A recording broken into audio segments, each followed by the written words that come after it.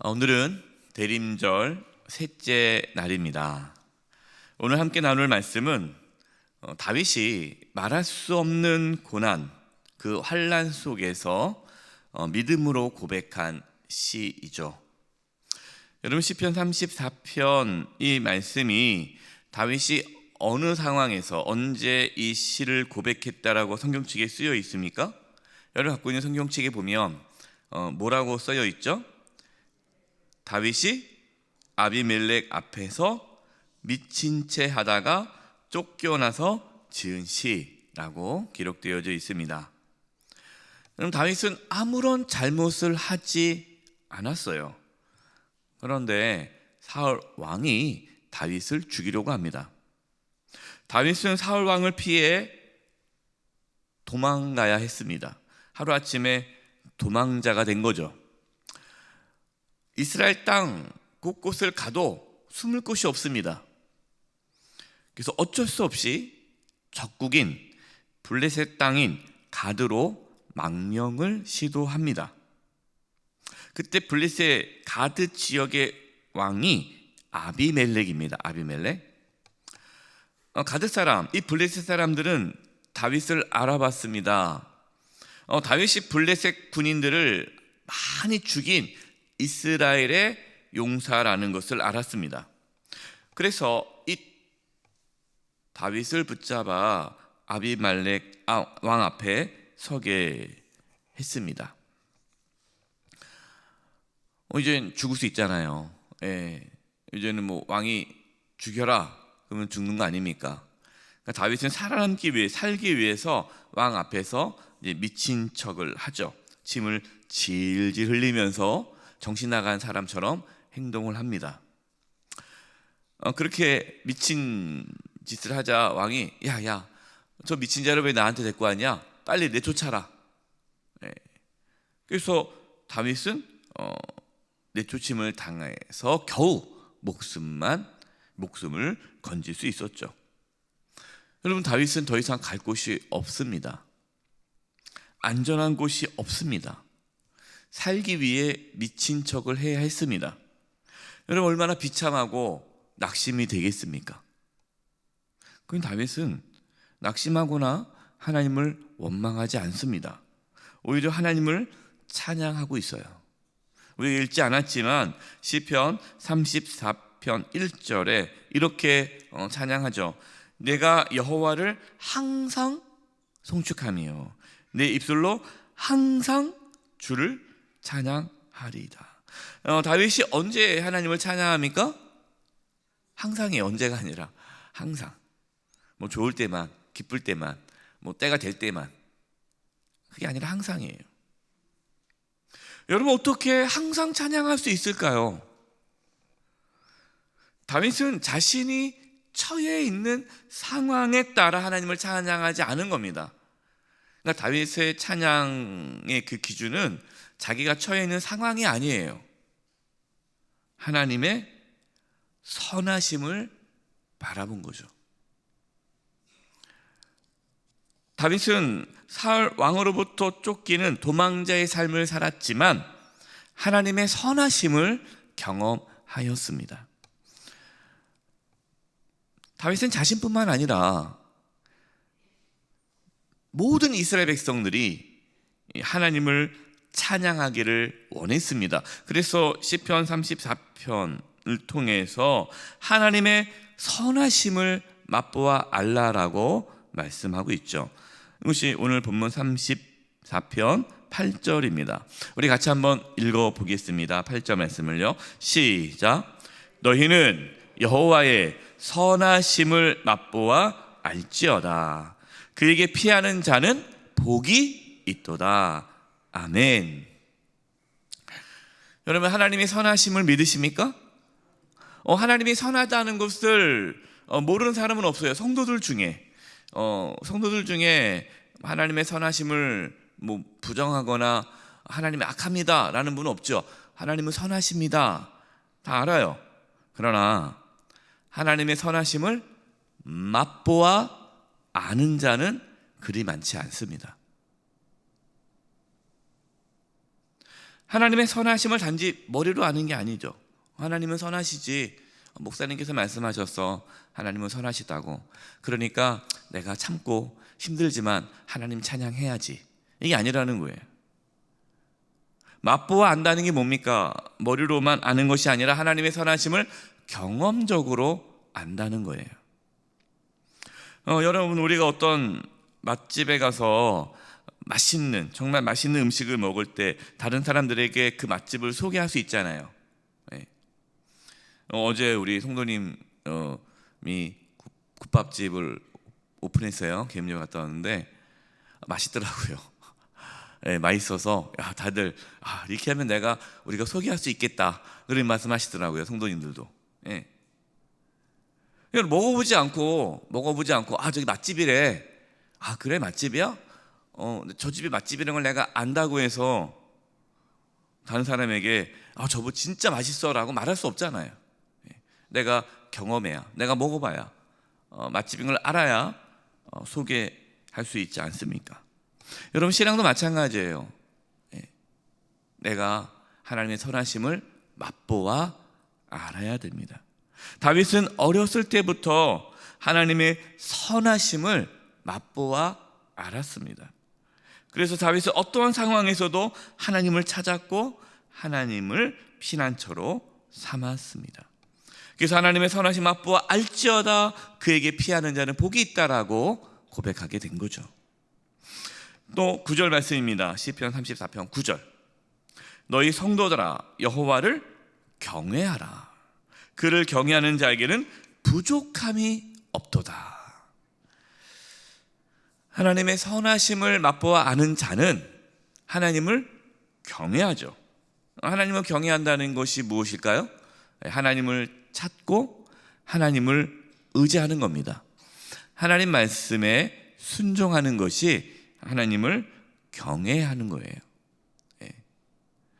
하나님을 경외한다고 해서 하나님 두려운 분이야 하고 피하는 게 아니라 하나님을 찾고 의지하고 또 그 하나님 말씀에 내가 어떠한 손해가 있을지라도 그 말씀 붙잡고 살아가는 것이 하나님을 경외하는 거죠. 그 자에게는 부족함이 없다는 거예요. 왜 부족함이 없습니까? 하나님의 선하심을 맛보아 알기 때문에.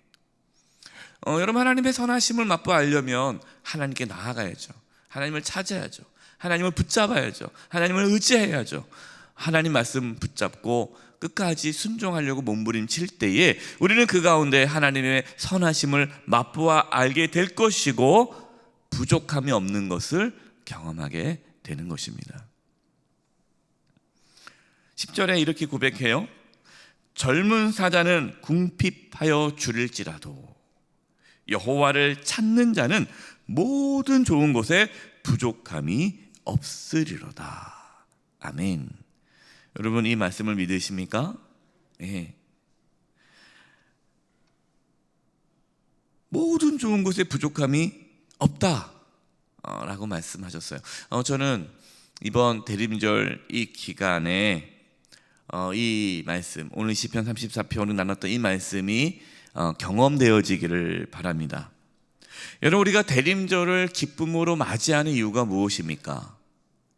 우리가 대림절 이렇게 새벽에 나와서 하나님 앞에 찬양하고 기도하고 또 이 대림절 기간을 특별하게 우리가 의미를 부여하면서 이 대림절 기간에 기쁨으로 주님을 맞이하는 이유가 무엇입니까? 우리는 이미 하나님의 선하심을 맛보아 알기 때문에 그래요. 여러분, 하나님의 선하심이 무엇입니까? 저와 여러분을 사랑하셔서 독생자 예수님을 우리에게 보내주신 것이 하나님의 선하심이에요.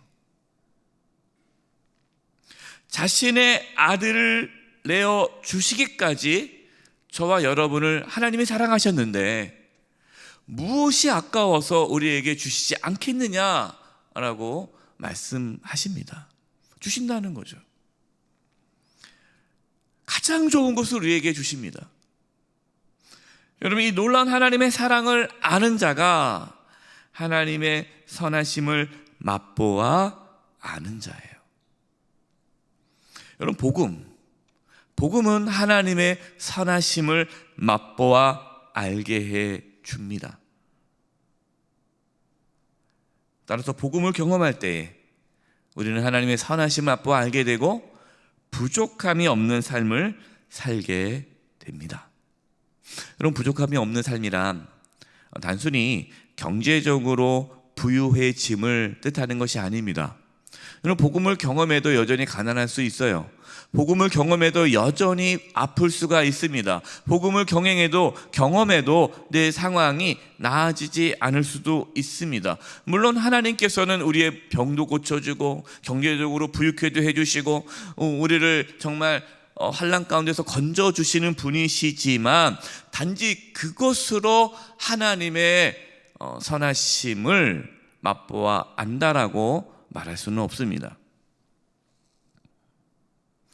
여러분, 다윗이 어떠한 상황에서도 하나님을 찬양할 수 있었던 것은 그에게 부족함이 없었기 때문에 그래요.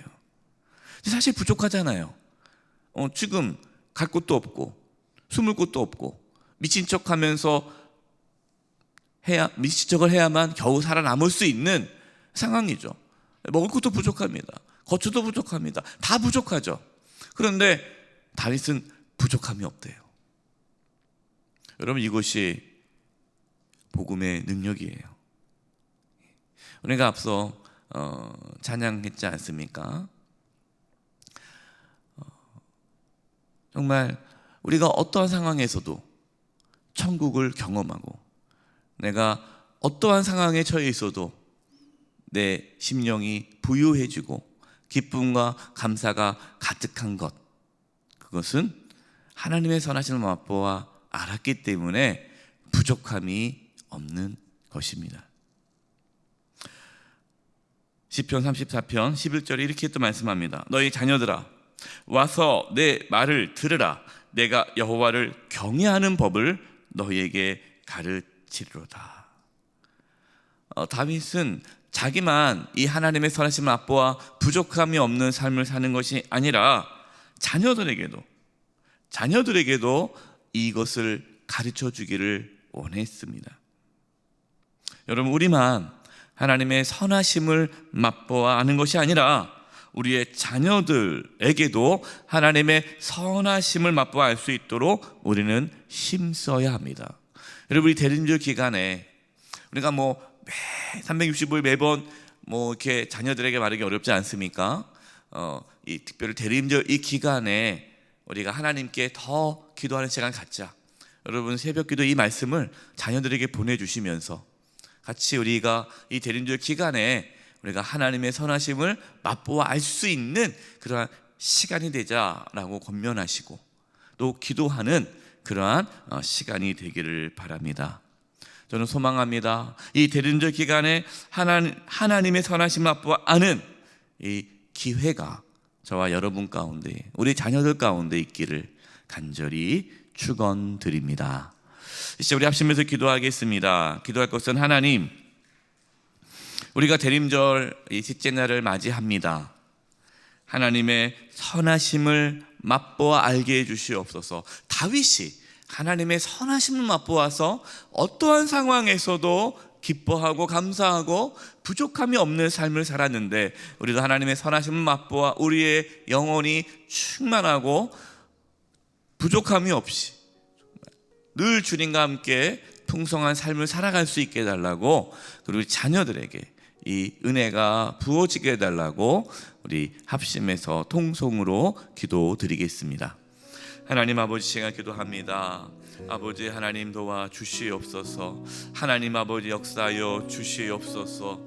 하나님 이 대림절 기간에 하나님의 선하심을 맛보아 알게 하여 주시옵소서. 하나님의 선하심을 맛보아 알아 정말 부족함이 없는 삶이 우리 가운데 나타나게 하여 주시옵소서. 다윗이 어떠한 상황에서도 하나님의 선하심을 맛보아 알고 하나님을 찬양하며 기뻐하며 충만한 삶을 살아갔던 것처럼 하나님, 우리 사랑하는 사랑하는 성도님들이 대림절 기간 가운데에 하나님의 선하심을 맛보아 알게 하여 주시고 그 심령이 아버지 충만하고 아버지 하나님 정말 부족함이 없는 삶을 살아가도록 역사해 주시고 우리의 자녀들 가운데도 이 은혜가 흘러 넘치게 하여 주시옵소서. 하나님 대림절 기간에 하나님의 선하심을 맛보아 아는 은혜가 있기를 원합니다. 하나님의 역사하여 주시고 붙잡아 주시옵소서.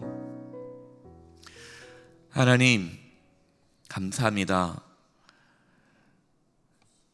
저희들을 구원하기 위해 영원한 생명을 주시기 위해 하나님 자녀 삼아 주시기 위해 독생자 예수님을 보내주신 그 하나님의 사랑이 이 대림절 기간에 우리 가운데 부어져서 하나님의 선하심을 맛보아 알게 하여 주시고 다윗이 누렸던 그 부족함이 없는 삶을 저희도 누리게 하여 주시옵소서. 이 대림절 기간 가운데 하나님의 선하심을 맛보알지어다 이 말씀이 경험되게 하여 주시옵소서. 예수님의 이름으로 기도드립니다. 아멘.